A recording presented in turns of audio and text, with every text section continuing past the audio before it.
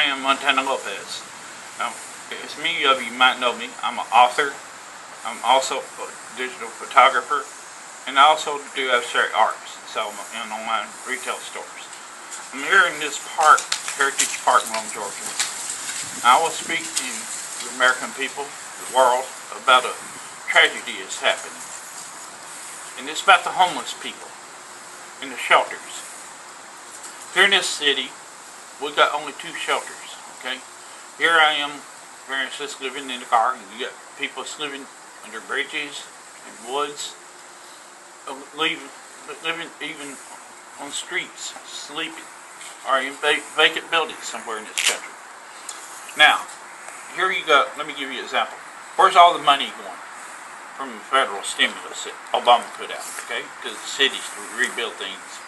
Now, but I want to get back to the shelter.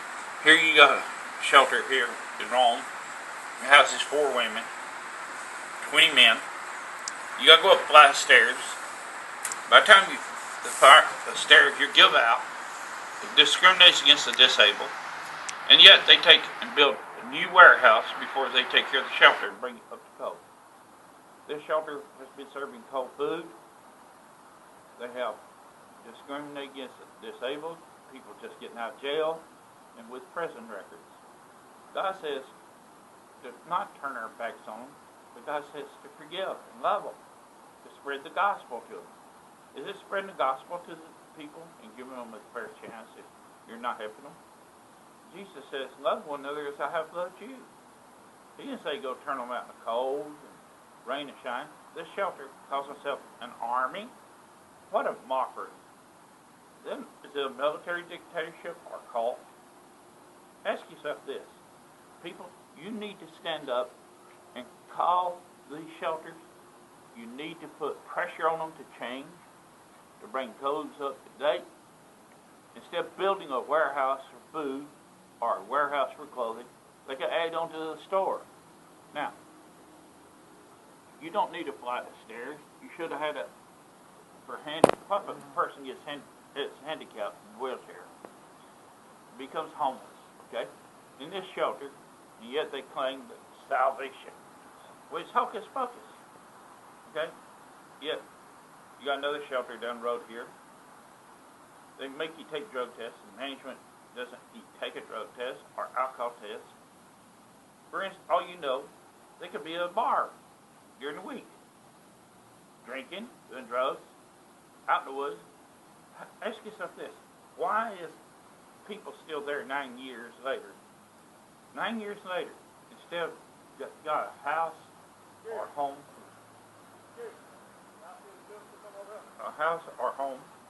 for the poor, Nope. for his children to go to. Now, let's bring up this. These shelters, okay, we have no elevators in them. Yet they'll put everybody out in the street by 7 a.m. in the morning, where it's cold, rain, shine, sleet, or snow. It's a genocide waiting to happen. Now, the Bible says thou shalt not kill. Now, wouldn't that be murder? Somebody is out in the woods because they turn them away, gets sick, dies. Now, I want all you people, I'm sure this is happening not just here in Rome, Georgia. It's happening in every city in the United States. Well, this city here is tore down recently.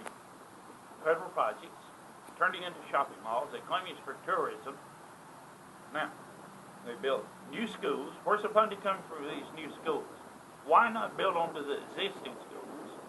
Why not put projects in here for the low income, the homeless to go to? Help the people who are in need before helping yourselves. Quit taking and double dipping into the pockets. Take care of the people that's here, that's needing what is needing to be done. Here in Rome, Georgia, a few years ago, I remember our program.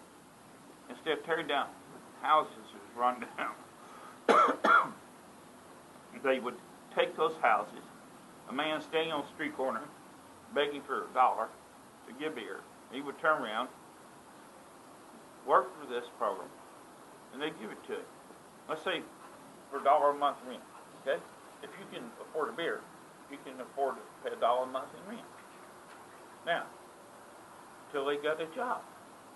Now, here's what I spoke to recently, some homeless people here in this city, and in an interview with them, they told me what they got to see change. Number one, greater access to bathrooms for instead of having to walk 2 miles, 5 miles to go to a bathroom. I'm diabetic. In fact, there's many of them. I can guarantee you it's diabetic. I've got health problems. It's hard on us. Should be bathrooms open like here in this park at all times. Quit blaming us, all the homeless. Get your stuff straight and do something about helping them. Straighten your own life up in this city and other cities across the country. You claim you won't clean up graffiti. Well, take the people and put them in houses. Provide free bathing facilities. Let me give you a perfect city of